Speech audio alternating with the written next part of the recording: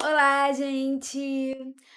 Hoje quero contar para vocês uma experiência que eu tive com Deus, muito interessante.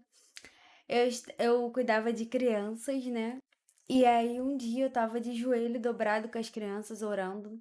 E eu falei para uma das crianças e falei assim: "Você pede a Deus para falar com você". E lá na igreja a gente tem um costume, eu sei que não são todas as igrejas, mas lá na igreja a gente tem muito costume de pegar a Bíblia e abrir a Bíblia, e aquela passagem ali que saía é uma passagem que Deus está querendo que a gente estude, que a gente compreenda, né?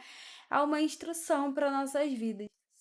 E ali ela bem pequenininha, foi bem interessante. Ela orou e pegou a Bíblia e falou: "Jesus, fala uma palavra muito boa para mim, para o meu coração ficar feliz".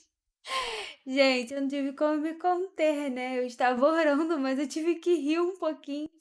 Eu falei: "Gente, como a criança é sincera, né". Porque é claro que nós também queremos que Jesus dê uma palavra muito boa, para que nós possamos ficar muito felizes, né. Só que a gente não fala isso, que a gente é sincero igual a criança, né, a gente fica lá todo: "Não, Jesus, fala o que o senhor quer dizer, que eu tô aqui de bom grado para receber". E por que que eu estou contando essa história para vocês? Porque eu estava passando um momento muito difícil e eu pedi a Deus para falar uma palavra comigo e foi exatamente isso. Ele deu uma palavra que eu, ui! Podia ser uma palavra assim, né? Boa para eu ficar feliz. Foi exatamente, gente.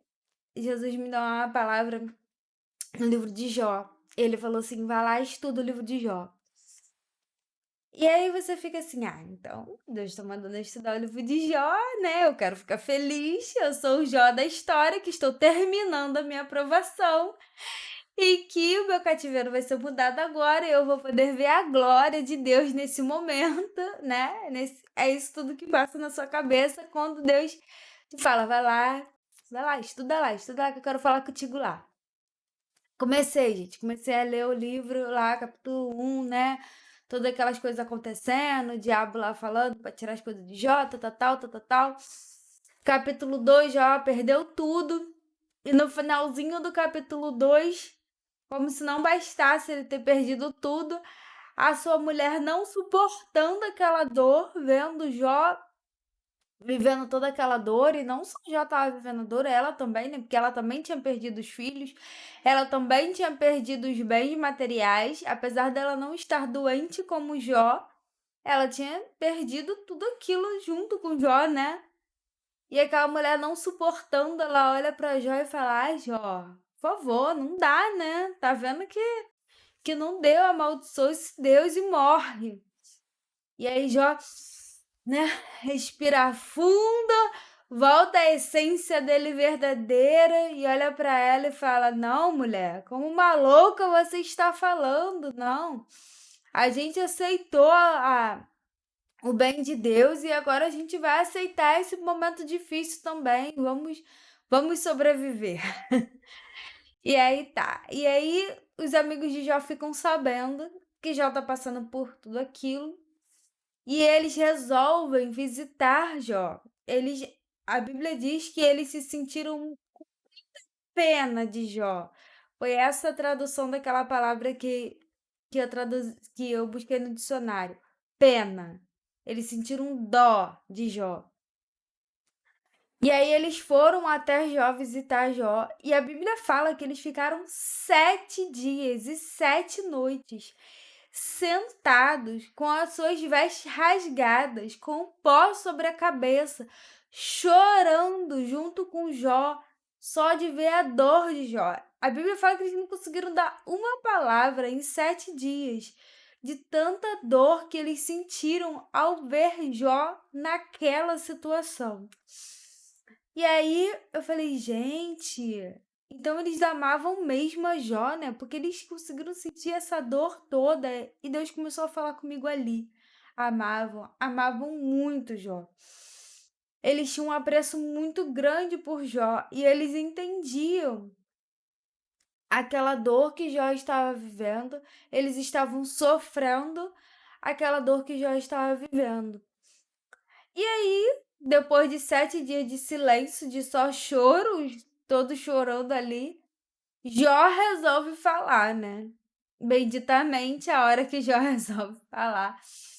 E Jó começa a falar: "Ai, por que que eu nasci", né. O livro de Jó é bem poético, então eu vou tentar traduzir a poesia aqui para nossa linguagem, né. Ele fala que amaldiçoa o dia que ele nasceu e tal, não sei o quê.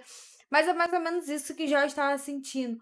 Por que que eu nasci naquele dia? Por que que eu não morri naquele dia, já que era para sofrer e terminar dessa forma? Gente, eu não sei se você já passou por um momento de muita dor, tanto na alma como quanto na carne, mas eu passei um momento que eu estava sentindo muita dor mesmo, era dor de cabeças que eu sentia.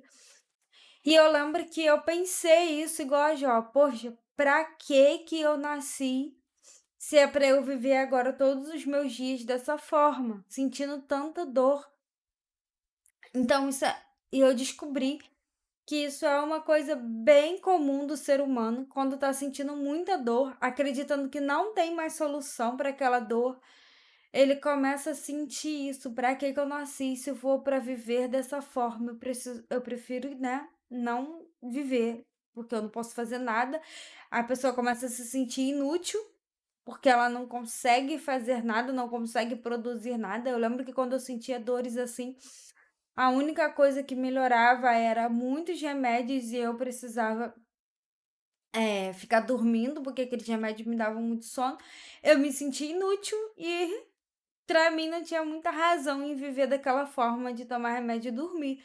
Então eu comecei a pensar sobre isso, né, pra que que eu estou viva e tal. E foi mais ou menos isso que Jó sentiu. Por que que eu nasci? Por que aquele dia, né, aquele dia existiu?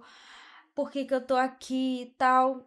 E quando já começou a falar aquilo tudo, os amigos dele, que não entendiam o porquê já estava passando por aquilo, porque os amigos dele tinham uma crença, eles tinham uma verdade, eles acreditavam que só existia 2 opções: ou a pessoa era justa e ela tinha ali todos os benefícios, né, de Deus, das bênçãos de Deus por ser justa, ou a pessoa não era justa, ou a pessoa era aquela pior transgressora, e ela tinha todos os malefícios das maldições de quem está desobedecendo a Deus. Na cabeça dos amigos de Jó só existiam essas 2 opções. Como Jó estava se posicionando como justo e que estava vivendo aquela dor, que os amigos deles o que que os amigos de Jó pensou? Bem, se ele tá dizendo que ele é justo e tá vivendo essa dor, ele tá querendo dizer que quem é injusto? Deus. E eu, como um bom servo de Deus, não posso admitir que Deus seja chamado de injusto. Então, peraí, eu vou condenar e acusar a Jó de algo que eu não sei se ele fez, de algo que eu não vi Jó fazendo, de algo que eu não presenciei acontecendo, mas que eu entendo que é a única forma de Jó estar sofrendo. Então, eu vou trazer clareza, isso é o pensamento dos amigos de Jó, tá, gente? Vou trazer clareza para Jó do que realmente ele fez, para que ele possa se arrepender e poder voltar, né, a ter comunhão com Deus, porque na cabeça deles ele já não tinha mais comunhão com Deus, porque uma pessoa que estava sofrendo daquela forma que já estava sofrendo, na cabeça deles era impossível que aquela pessoa pudesse ter comunhão com Deus. Tá, Paula, e aí? E aí que foi que Deus falou comigo que eu estava agindo como os amigos de Jó, né? Como eu falei no início do vídeo, eu estava lá super empolgada, achando que eu ia ser o Jó da história e principalmente no capítulo 42, porque a gente quer ser o Jó só no capítulo 42. No 1, no 2, no 3, ninguém quer ser Jó, né? Exatamente. Mas Deus nem me deixou para Jó nem no 1, nem no 42. Deus me levou nos amigos de Jó. Deus falou: o seu comportamento está igual ao dos amigos de Jó. Você não foi chamada para trazer diagnóstico de problema de ninguém. Você não tem capacitação suficiente para entender o que eu projetei para aquela pessoa. Quais são os meus projetos na vida daquela pessoa? Você precisa entender que se aquela pessoa está passando por prova ou não, se aquela pessoa está sofrendo ou não, você não precisa saber o porquê. Você foi chamada para amar, para perdoar e para interceder. Você não foi chamada para trazer diagnóstico. Gente, era bem comum as pessoas chegarem para mim: "Ai, Paulo, tô com um problema assim, assim, assim com meu filho". Eu cuidava de crianças. "Tô com um problema assim, assim, assim com meu filho". E aí, na hora, né, é instantâneo. Aí minha mente falava: "Claro que ela deve estar passando por isso, porque provavelmente ela não deve ser uma boa mãe. Provavelmente ela deve fazer". Gente, mas eu não tinha visto, eu não tinha ouvido aquela mãe fazer nada de errado, eu não tinha visto aquela mãe fazer nada de errado, eu não tinha presenciado nada de errado, mas pelo fruto, pelo aquilo que aquela mãe estava vivendo e falando que estava vivendo, eu acreditava fielmente que ela estava vivendo algo que não era coerente com os ensinamentos bíblicos. Era o que os amigos de Jó estavam fazendo. E naquele momento eu queria trazer para aquela mãe: "Mãe, presta atenção. Se você está vivendo isso, algo de errado você está fazendo na sua casa". E queria trazer o diagnóstico para aquela mãe, ao ponto de machucar ainda mais.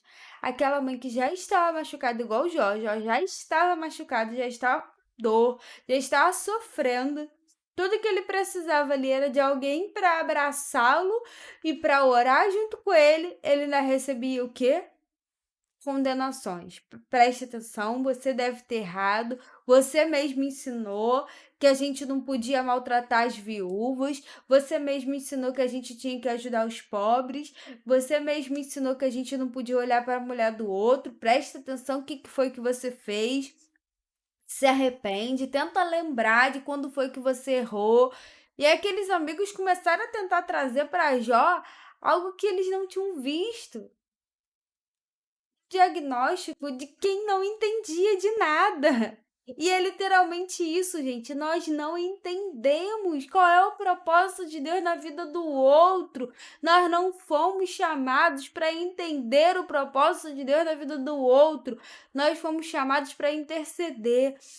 E a coisa mais linda que foi quando eu cheguei lá no final do livro, e aí a Bíblia diz que Jó ainda estava passando por essa situação difícil, Jó ainda estava doente, Jó ainda estava pobre. E aí Deus fala com os amigos de Jó. E Deus fala assim: "Olha, vocês não foram retos, como o meu servo Jó.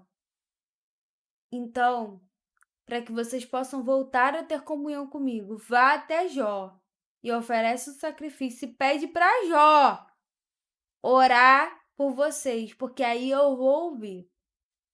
Olha que coisa linda. Jó estava com dor, Jó estava pobre, Jó estava sem merecimento material ali, né, sem poder, né. As pessoas dão muito valor, né, ao poder aquisitivo, ali aquele momento, mas Jó não tinha nada disso, e ainda estava enfermo.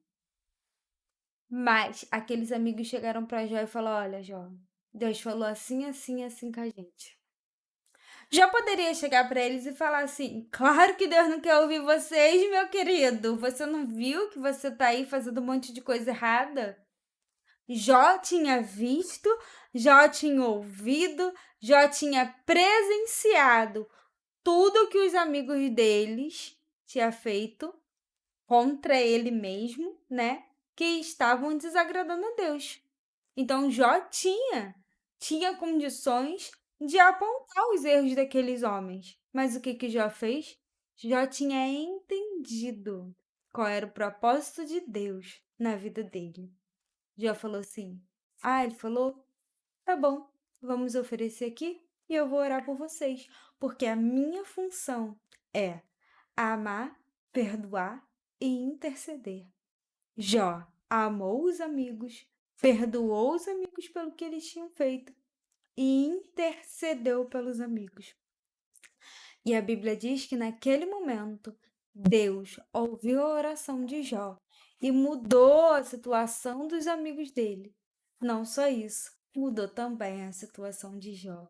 Quando nós entendemos qual o propósito de Deus na nossa vida, ainda que esteja tudo de cabeça para baixo, Jó não falou assim: ah, não tem condições de orar, não. Olha só, tô doente, tô pobre, tô cheio de dor, e você ainda quer que eu ore por você que tá aí bonzinho, cheio de saúde. Como é que eu vou orar? Tem condições não. Muitas das vezes nós queremos dar esse tipo de desculpa. Ai, não tem condições não, tô toda atribulada, meu casamento tá de cabeça pra baixo, como é que eu vou orar? Ai, não tem condições. Ai, tô cheia de dor, tô cansada, tô isso, tô aquilo, e a gente não quer nem orar. Mas quando nós entendemos para que fomos chamados, quando nós entendemos qual o propósito de Deus na nossa vida, nós agimos como Jó. Essas coisas não nos afetam mais, não nos impedem de orar. Essas coisas, elas são secundárias na nossa vida. Porque por mais doença, por mais pobreza que Jó tinha, a voz dele estava boa e o contato com Deus estava perfeito. Isso não o impedia de Jó clamar tanto por ele quanto pelos seus amigos. E no momento em que Jó mostrou que entendeu o chamado dele, tudo na vida dele começou a mudar e a prosperar. Que Deus possa falar contigo através dessa palavra, que você possa se sentir alimentada, fortalecida e edificada através desta palavra, que você possa compreender o seu chamado, o quanto é importante o seu chamado, você clamar e interceder por aqueles que estão à sua volta, mesmo aqueles que não entendem o que você está passando e muitas vezes tentam até te apontar por algo que você não fez, tentam até te caluniar por algo que você não fez, mas que você possa compreender que essas pessoas estavam como os amigos de Jó. Eles te amam, eles querem o teu melhor, mas eles não compreendem o que você está vivendo. Perdoa-os, ama e interceda por eles. Um super beijo e tenha um dia abençoado.